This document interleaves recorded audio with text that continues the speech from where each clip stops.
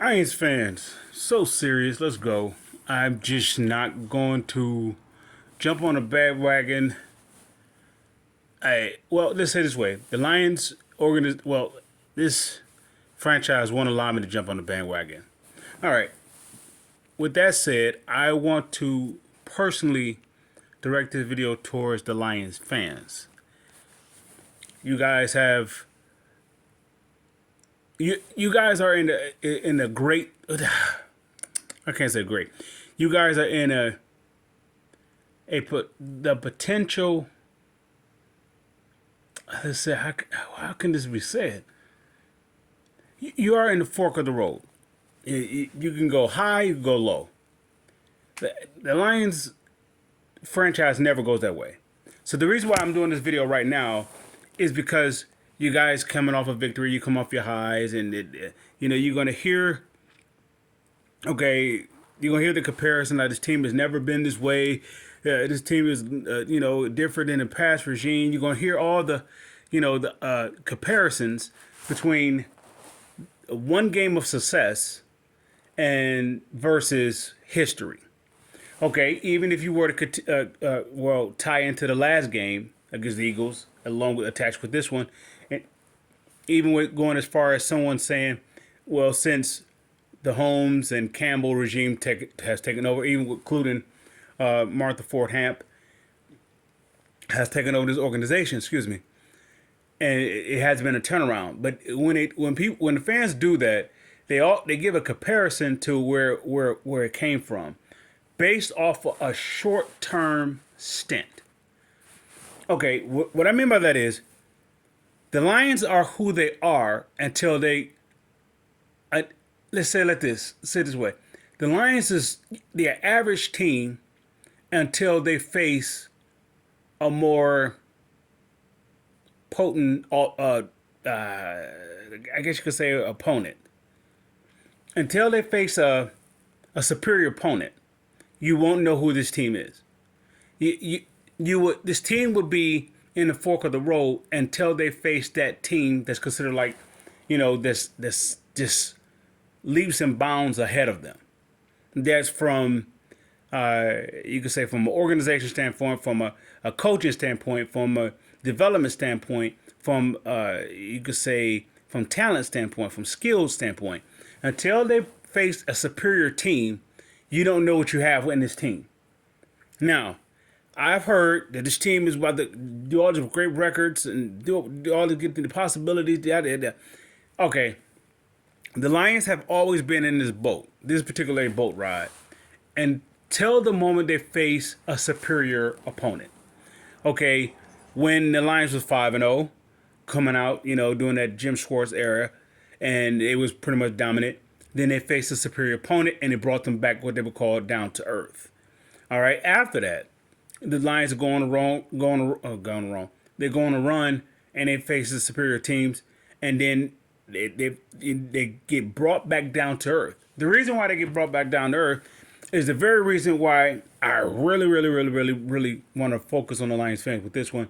About you potentially can go further or you can regress. They are in the fork of the road right where we stand right now. I'm not a Lions fan. I'm just a huge fan of how something is properly done correct.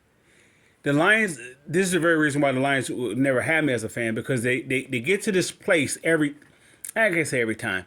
Well, they've been to this place in my days of watching the Lions, or, periodically peeking my head. They get to this point where they can take the next stage or the next leap, and they can go from being just an organization that loves to get paid to versus being an organization who gets paid and win. Right now, they're an organization who loves to get paid, yet the fans was revoking, of or you could say they were delinquent of paying. So now the Force have to do something to give me the reason to make their billing on time. So they dressed it up and cleaned it up. All right, I get all that. Now this organization is at this position again, where they can legitimately go forward legitimately. They cleaned it up on the outside. They cleaned up the image. They cleaned it up good. Cleaned it up good. Now they have the ripening of the right picking or the ripening of the picking to legitimately go forward. Two moves they can do. Two moves they can do. The best thing, I know you guys are tired of me talking about Bob Quinn. You know, I cannot harp on him enough because he did such a tremendous job in this one aspect. Well, I could say two aspects, but this one aspect, and very specifically, by him, it took him two attempts to do something right, which was get the offensive line stable. Once you got the offensive line stable, it changes the whole dynamic of the culture of the Lions. Right now, you're going back to the 50s. All right, you're going back to the success of the 50s. Well, the reason for that is up after the Forest had purchased the team. Give me a position group on this Lions team since the Forest has taken over that was superior or in the top echelon of the league, or let's say top 5 of that position group. Give me a group. Somebody could say, well, when Jim Schwartz had, I'm not Jim Schwartz, Jim Caldwell, Jim Schwartz, whichever one had a defense going, it was a top 2 defense. Okay, all right, that was a fluke of whatever because it didn't last. From the start of Bob Quinn developing his offensive line, it was grooming. The moment that Ragnow took center, he went from guard to center. Once he took center, it changed the whole dynamic. Taylor Decker was we could say average to good. Now he's on a borderline from being good plus, right? Of course, Bob Quinn goes on to draft Jonah Jackson. He brings in Halapoulivaati, Vitae, and also with the finish the touch, of course, Brad Holmes goes ahead and bring in Penei Sewell. All right. Not just that. If you have 4 studs, let's say potentially you're 4 studs, right? Now you are in a position for depth. If you got 4 guys you could count on, you're in a position of depth. So now you got the guys that such as his last game against the Commanders, you had, I believe, Jonah Jackson was out, Ragnow was out, and I believe Halapoulivaati was out. You have 3 guys, backups, come in, step in, and it was a, full march effort. Minus the fact of this. Let's say it this way. If they would have went against a superior team, they wouldn't have been that good. You really would saw why they were bench players. Well, Washington defensive line was decimated. So, that type of deal. So, with that aside, by me addressing that, let's go forward. What the Lions can actually do to legitimately be a franchise that literally wants to win. Not saying it with lip service, but legitimately, not just on paper, where there's 2 moves can go from lip service to paper to actually demonstrating on the field instantly. 2 moves. 1, Lamar Jackson. Number two,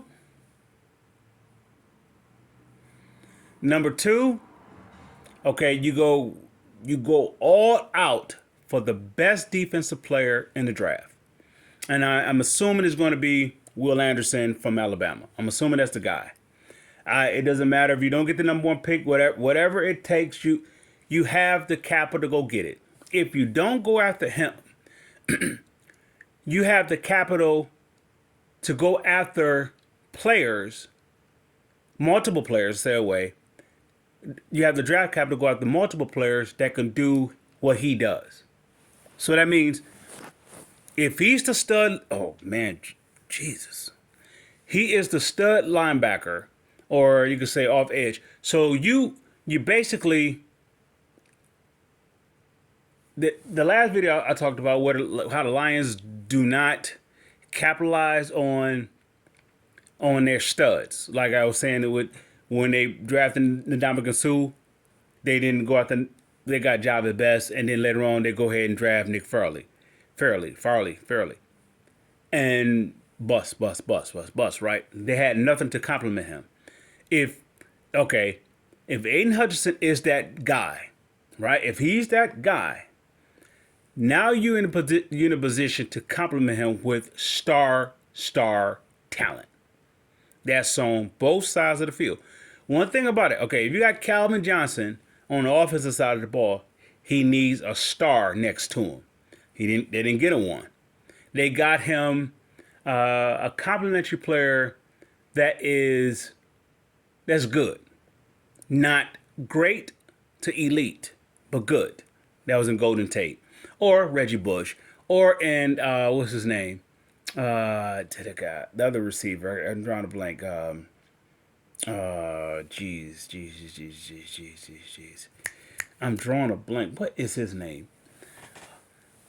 He's a commentator now.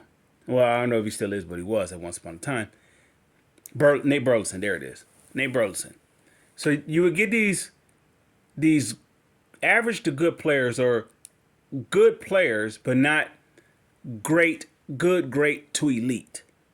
Calvin Johnson needed that. He needed that in the quarterback. He didn't get that. And Ndamukong Suh needed that in the defensive player. He didn't get that. Okay. My point of example is, okay, you have Aaron Donald, right? You have Aaron Donald. You bring in Ndamukong Suh.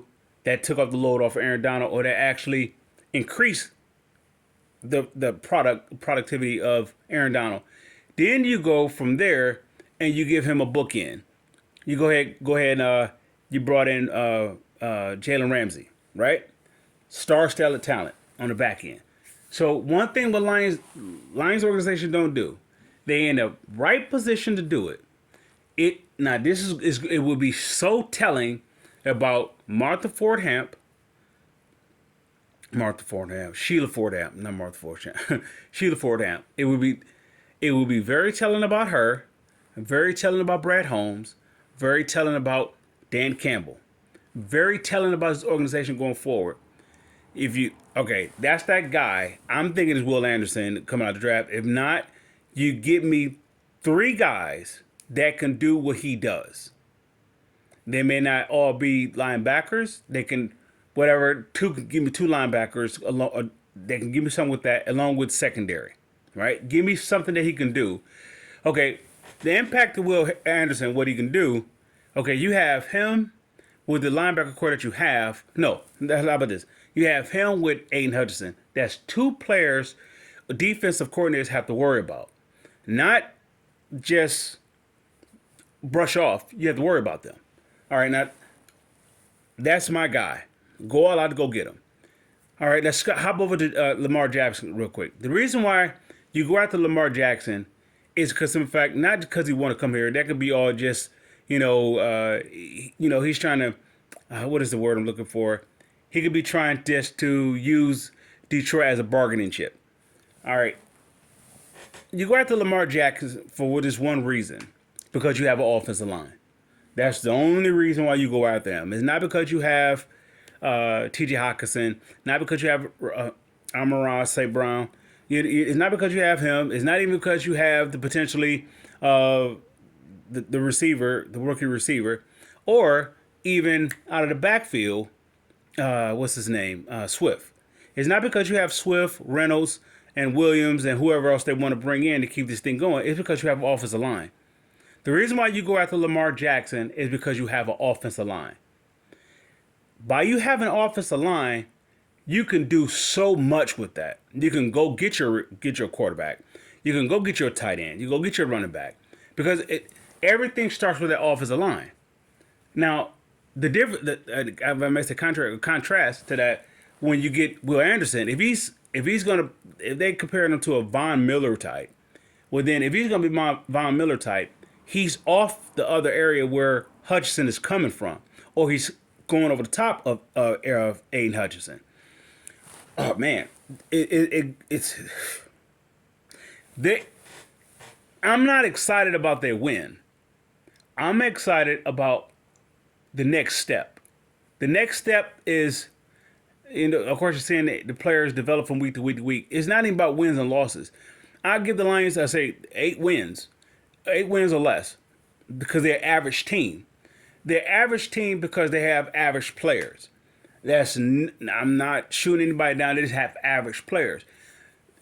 Okay, would you say Aaron Donald, Jalen Ramsey, or is considered? You can say Cooper Cup. You can say, are they average players? No, they're not average players.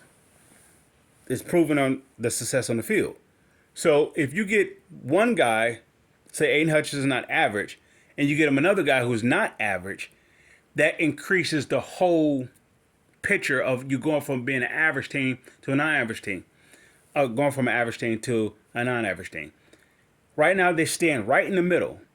What's going to be very telling is this: when they go to a superior opponent, when they're playing against an opponent that they should beat, that should never be the scale. If you're going to say if they're a turnaround team, or if they have improved, or it's not. If they're going against a talent that's superior, that they are superior to, and they beat them, well then, where's the testing at?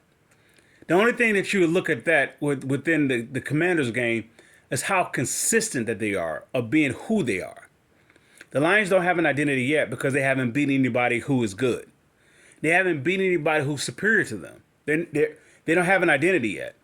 They don't have an identity until they beat a superior team. That's when they will have an identity. Right now, they are at the crossroads like they always get to this place. They could do two moves. I understand well, I don't know how they feel about Jared Goff. I like Jared Goff.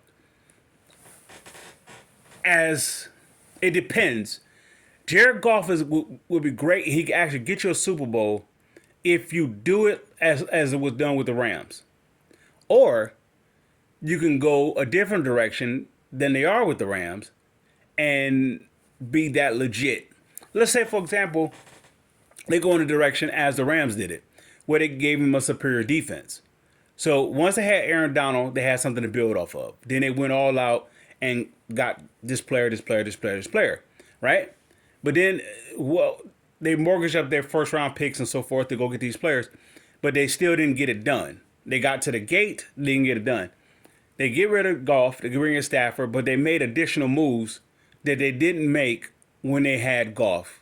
The Rams didn't.